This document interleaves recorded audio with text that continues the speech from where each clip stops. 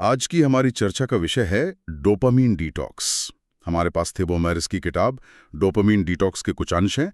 और देखिए, मुद्दा बहुत ही जाना पहचाना है। बिल्कुल। हम सबके साथ होता है। सामने एक जरूरी रिपोर्ट पड़ी है, डेडलाइन पास आ रही है, लेकिन हमारा हाथ अपने आप फोन की तरफ जाता है और हम सोशल मीडिया स्क्रॉल करने लगते हैं। हाँ, हम जानते कि क्या करना जरूरी है, लेकिन करते कुछ और ही हैं। तो आज हम इसी पहेली को सुलझाने की कोशिश करेंगे। हमारा दिमाग हमारे ही खिलाफ काम क्यों करता है, इसमें डोपामीन का क्या रोल है, और क्या ये डोपामीन डिटॉक्स का आइडिया सच में काम करता है? और ये सवाल आज के जमाने में और भी ज्यादा जरूरी हो गया है। ऐसा लगता है कि पूरी दुनिया हमारा ध्यान खींचने की होड़ में लगी है। ये सिर्फ हमारी इच्छा शक्ति की कमी नहीं है, इसके पीछे एक बहुत बड़ा पूरा विज्ञान काम कर रहा है। बिल्कुल। तो चलिए सबसे बुनियादी चीज से शुरू करते हैं। डोपामीन। जब भी ये शब्द आता है तो दिमाग में आता है प्लेजर केमिकल, खुशी का केमिकल। लेकिन किताब कहती है कि ये एक बहुत बड़ी गलतफहमी है। हाँ, ये सबसे बड़ी गलतफहमी है जो पूरे मुद्दे को समझने से रोकती है। किताब के मुताबिक डोपामाइन खुशी का केमिकल है ही नहीं। अच्छा? नहीं, ये है इनाम की उम्मीद का न्यूरोट्रांसमीटर, एंटिसिपेशन का। एंटीसिपेशन का? हाँ, ये वो केमिकल है जो हमें किसी काम को करने के लिए उकसाता है, ये सोचकर कि उस काम के अंत में कुछ अच्छा मिलेगा। ये हमें सोफे से उठाने वाली ताकत है। मतलब ये चलो ये करते हैं वाली भावना है, वाह मजा आ गया वाली नहीं। एकदम सही। चाहे वो लजीज खाने की उम्मीद हो या सोशल मीडिया पर लाइक की, बस वो उम्मीद। तो यहाँ एक बहुत दिलचस्प बात सामने आती है कि हमारा दिमाग खुशी के पीछे नहीं बल्कि खुशी के वादे के पीछे भाग रहा है। और किताब कहती है कि जैसे हमें वो इनाम मिलता है, वो लाइक आता है या हम चॉकलेट खाते हैं, डोपामाइन का असर खत्म और हम एक तरह का खालीपन महसूस करते हैं। ऐसा क्यों? क्योंकि डोपामाइन का काम आपको मंजिल तक पहुंचाना था, मंजिल पे ठहराना नहीं। अच्छा। एक बार इनाम मिला, उसका काम खत्म। और यहीं पर हम एक अंतहीन चक्र में फंस जाते हैं।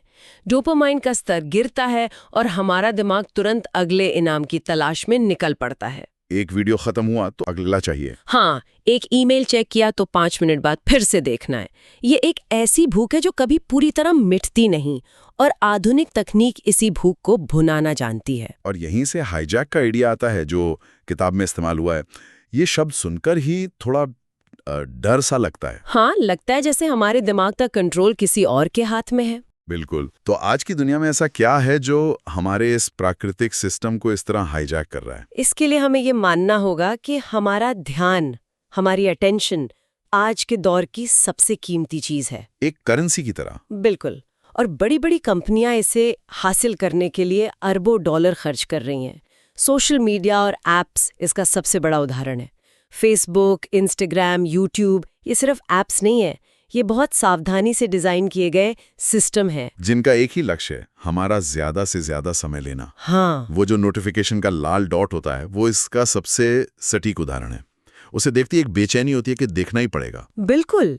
वो लाल रंग कोई संयोग नहीं है, उसे जानबूझकर चुना गया है, क्योंकि वो हमारे दिमाग में एक तरह की, क्या कहते हैं, अर्जेंसी पैदा करता है। वो एक वादा है कि अंदर कुछ दिलचस्प है जो तुरंत डोपामाइन रिलीज करता है। और फिर आते हैं एल्गोरिथम।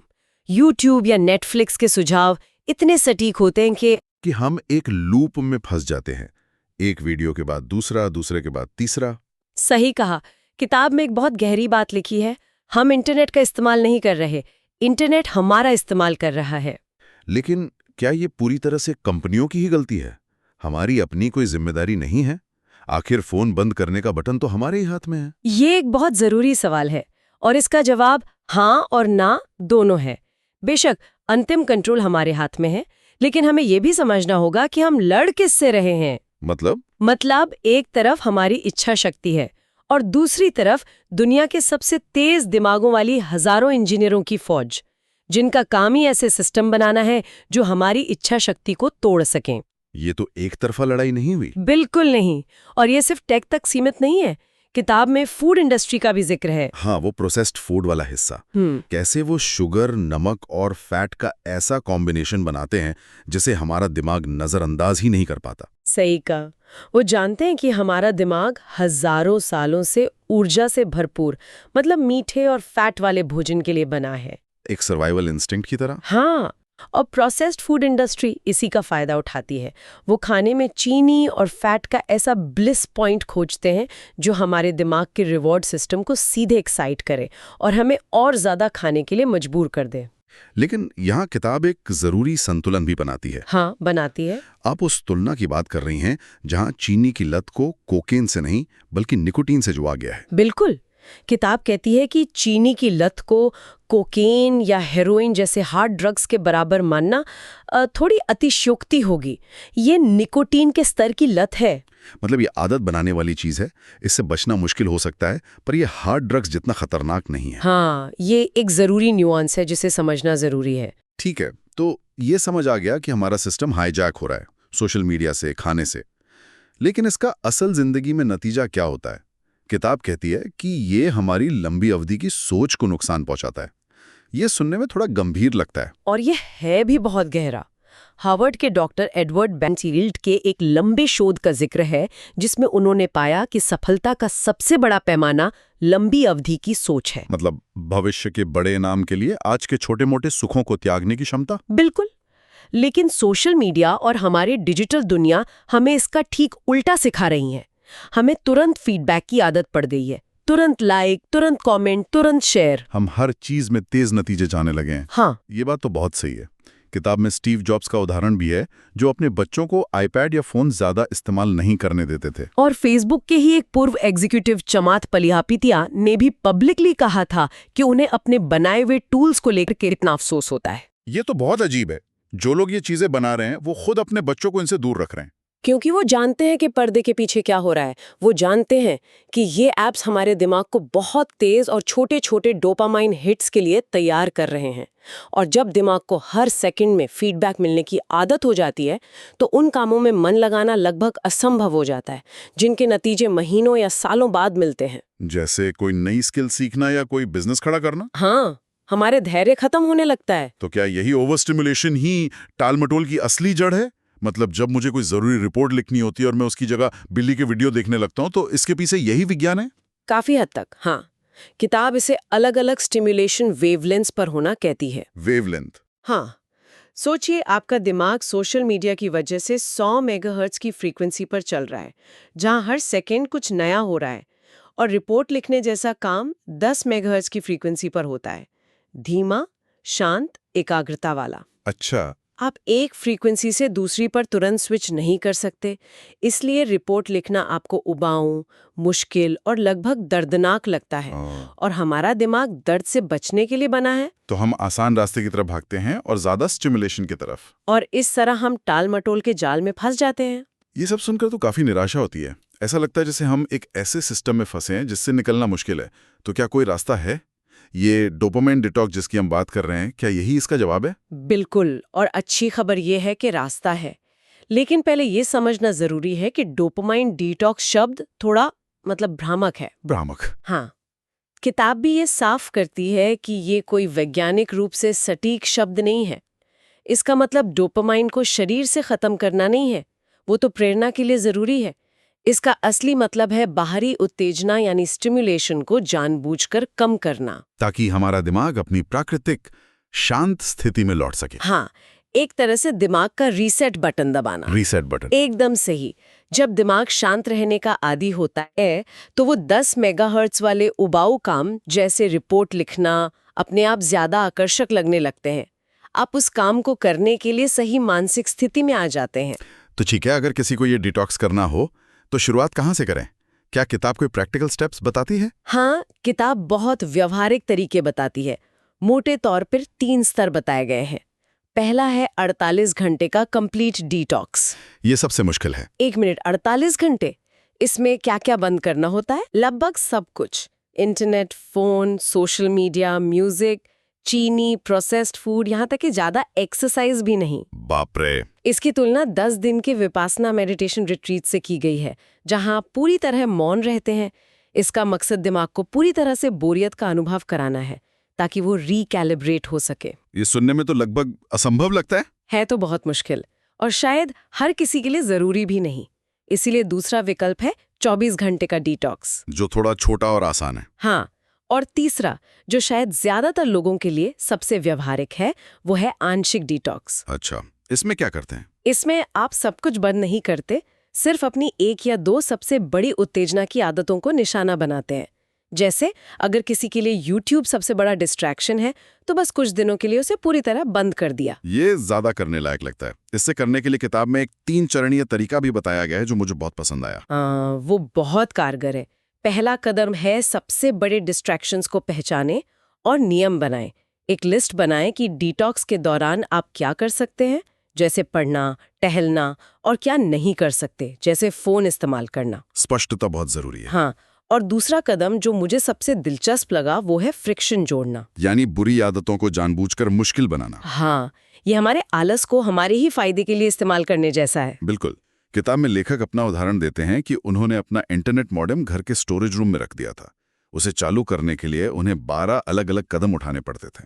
उठो, चाबी ढूंढो, ताला खोलो। हाँ, अक्सर इतना सोचने भर से ही उनका मन बदल जाता था। ये बहुत शक्तिशाली तकनीक है। फोन को दूसरे कमरे में चार्ज पर लगाना इसका एक आसान उदाहरण है। ये फ्रिक्शन वाली बात बिल्कुल सही है। और तीसरा कदम है सुबह की शुरुआत शांत तरीके से करना। ये बहुत महत्वपूर्ण है। अगर आप दिन की शुरुआत ही फोन चेक करके करते हैं, तो आपने अपने दिमाग को पहले मिनट से ही हाई स्टिमुलेशन मोड में डाल दिया। तो इसके बजाय एक शांत सुबह की दिनचर्या बनाएं। हाँ, शायद 10 मिनट ध्यान, थोड़ी स्ट्रेचिंग या बस खिड़की के बाहर देखना, ये पूरे दिन के लिए एक शांत टोन सेट करता है। ठीक है, डिटॉक्स तो कर लिया, लेकिन असली चुनौती तो उसके बाद शुरू होती है। दुनिया तो नहीं बदली, वापस उन्हीं पुरानी आदतों में पड़ जाने का खतरा तो हमेशा बना रहता है। किताब इसे डोपामाइन रिलैप्स कहती है। इससे कैसे बचें? ये डिटॉक्स का सबसे जरूरी हिस्सा है। डिटॉक्स एक अस्थायी समाधान है। असली बदलाव आदतों और सिस्टम से आता है। तो क्या रणनीतियां हैं? सबसे पहली और जरूरी चीज है जागरूकता। यह पहचानना कि आप कब पुरानी आदतों में लौट रहे हैं, और जब ऐसा हो तो खुद को कोसने के बजाय बस धीरे धीरे अपनी दिनचर्या पर वापस आना। ये एक सतत प्रक्रिया है, कोई अंतिम मंजिल नहीं। बिल्कुल। और दूसरा सुझाव है एक सिस्टम बनाना, सिर्फ इच्छा शक्ति पर निर्भर न रहना। जैसे मैं हर रात 9 बजे अपना फोन बंद कर दूंगा। हाँ, ये छोटे छोटे नियम इच्छा शक्ति से ज्यादा भरोसेमंद होते हैं। लेकिन सबसे दिलचस्प सुझाव है अभी और यहाँ वाले न्यूरोट्रांसमीटर को बढ़ावा देना। इसका क्या मतलब है? डोपामाइन तो भविष्य के इनाम के लिए है, तो अभी और यहाँ वाले कौन से केमिकल्स हैं? हमारे दिमाग में सेरोटोनिन, ऑक्सीटोसिन जैसे न्यूरोट्रांसमीटर्स भी होते हैं। ये हमें भविष्य की चिंता में नहीं, बल्कि वर्तमान क्षण में शांत और संतुष्ट महसूस कराते हैं। अच्छा, डोपामाइन आपको दौड़ाता है, जबकि ये आपको जो आपके पास है उसमें संतुष्ट रहना सिखाते हैं। तो इन्हें कैसे बढ़ाएं? जैसे मेडिटेशन और माइंडफुलनेस? हाँ, मेडिटेशन दिमाग को शांत करना सिखाता है, और माइंडफुलनेस का मतलब है किसी भी काम को पूरे ध्यान से करना, जैसे धीरे धीरे और स्वाद लेकर खाना, न कि फोन देखते हुए निगल लेना। गहरी सामाजिक बातचीत, दोस्तों या परिवार के साथ समय बिताना ऑक्सीटोसिन रिलीज करता है। लेकिन सबसे अनोखा सुझाव है बोरियत का अभ्यास करना। बोरियत का अभ्यास करना, ये सुनने में तो बहुत अजीब लगता है। कौन जानबूझकर बोर होना चाहेगा? ये अजीब लगता है क्योंकि हम बोरियत से डरने लगे हैं। जैसे ही हम 2 मिनट के लिए भी खाली होते हैं, हम तुरंत फोन निकाल लेते हैं। सही बात है। बोरियत का अभ्यास करने का मतलब है कुछ न करना, बस बैठना। जब आप ऐसा करते हैं तो आप अपने दिमाग को सिखा रहे होते हैं कि शांत रहना ठीक है, आपको हर पल बाहरी उत्तेजना की जरूरत नहीं है। और धीरे धीरे उस पर निर्भरता कम हो जाती है। हाँ, ये आज की दुनिया में एक तरह की सुपर पावर है। तो चलिए आज की इस गहरी चर्चा को समेटते हैं। हमने समझा कि डोपामाइन खुशी का नहीं बल्कि इनाम की उम्मीद का केमिकल है, और आज की दुनिया हमारे इसी सिस्टम को हाईजैक करके हमें लगातार उत्तेजित रखती है, जिससे हमारा ध्यान भटकता है और हम जरूरी कामों को टालते रहते हैं। और डोपामाइन डिटॉक्स बाहरी उत्तेजना को कम करके हमारे दिमाग को रीसेट करने का एक तरीका है, ताकि हम मुश्किल कामों पर ध्यान केंद्रित कर सकें। बिल्कुल। और किताब का एक सबसे महत्वपूर्ण संदेश जो याद रखने लायक है वो ये है कि उत्तेजना मतलब एक्साइटमेंट और संतुष्टि यानी फुलफिलमेंट एक ही चीज नहीं है। लगातार बाहरी उत्तेजना की तलाश करने से शायद पल भर का मजा मिले, लेकिन वो खोखला होता है। सच्ची और गहरी संतुष्टि तब मिलती है जब हम किसी काम में बिना ध्यान भटकाए गहराई से डूबते हैं। वो एक शांत स्थिर भावना है। आखिर में हमारे सुनने वालों के लिए सोचने वाली बात यह है, हमारी सबसे कीमती चीज हमारा ध्यान है। सवाल यह है कि क्या हम अपने ध्यान का नियंत्रण अपने हाथों में रखना चाहते हैं, या हम दूसरों को, चाहे वो कंपनियां हों या एल्गोरिदम, इसे नियंत्रित करने की इजाजत देना चाहते हैं। ये चुनाव हर दिन, हर पल हमारा अपना होता है।